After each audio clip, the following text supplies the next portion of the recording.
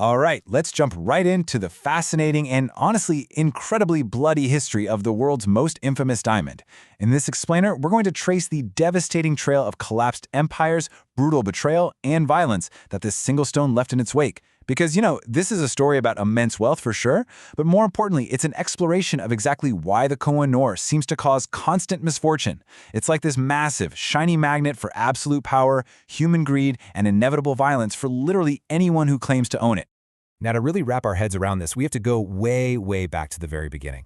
Legend actually traces the diamond's first mention to an unnamed Hindu text written all the way back in 1306, and it came with this eerie, almost campfire ghost story kind of warning. It said, "He who owns this diamond will own the world, but will also know all its misfortunes." That is a centuries-old prophecy predicting a truly dark and violent future for whoever held the jewel. And that chilling warning, it birthed what we now call the curse of the Koh-i-Noor. Now sure, technically it's a superstition, but as we embark on this historical, true crime investigation together, you're going to see a sheer density of betrayals, assassinations, and total downfalls surrounding this stone that makes the curse feel terrifyingly real. But as we'll soon see, this misfortune isn't just, dark magic. It's the inevitable, brutal result of holding a rock that every rival empire is absolutely willing to kill for. Part 1. A Trail of Royal Blood. Empires Fall for a Stone. There's actually a super interesting cultural divide in how this stone was viewed. Back in 1628, when the Mughal Emperor Shah Jahan commissioned his famous peacock throne, which, by the way, was 4 times as expensive as the Taj Mahal, he placed the diamond right at the eye of the peacock. But here's the catch. The Mughals didn't even really love diamonds. They actually preferred brightly colored stones, like the bright red Timur ruby. It was the Hindu and Sikh kings who prized diamonds above all else, and that deep difference in preference set the stage for centuries of brutal conflict. So picture Delhi in 1739.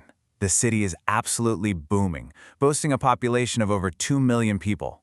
That kind of immense wealth is pretty much impossible to hide, and it ended up attracting the Persian invader Nadir Shah.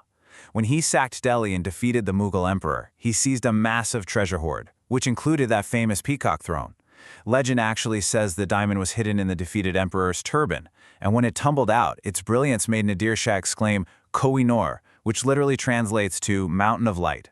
But the curse, fueled by pure greed and imperial rivalry, quickly followed him straight home. And that curse, it did not waste any time. The horrific body count piled up incredibly fast across the Persian and Afghan empires. The sequence of events is just brutal. In 1747, Nadir Shah was assassinated by his own guard, and his empire totally collapsed.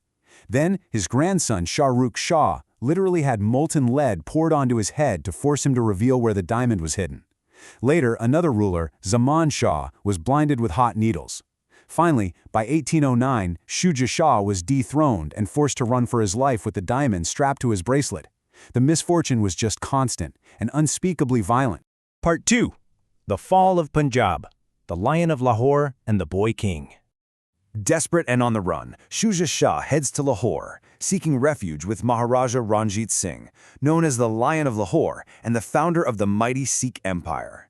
In exchange for protecting him, Singh demanded the diamond in 1813. But of course, the curse never rests. After Singh died in 1839, his empire was thrown into total succession chaos.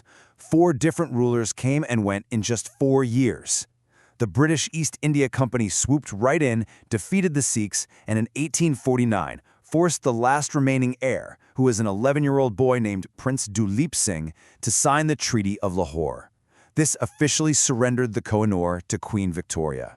So the British literally took this young boy from his mother, shipped him 6,700 kilometers away to London, and converted him to Christianity. To keep him quiet and compliant, the British Crown paid him an annual stipend. And to put that into perspective, adjusted for inflation, that equals roughly 650 million Indian rupees per year today. It is a staggering amount of money. Yet even with all that wealth, the profound tragedy of the curse seemingly followed him. Duleep Singh spent his final years desperately rebelling against England, trying in vain to get back to India, and he eventually died an impoverished, totally broken man in Paris at just 55 years old. Part 3. The British Loophole, Dodging an Ancient Prophecy. All right, after centuries of collapsing empires, molten lead, and brutal assassinations, we actually hit a real, wait, what moment in history. In 1851, the Koh-i-Noor was put on display for the British public at the Hyde Park exhibition, and the public's reaction? Severe disappointment. They literally couldn't believe that entire empires had fought and died over a rock that to them just looked like a normal piece of glass. It simply did not sparkle the way they expected a legendary blood-soaked diamond to sparkle.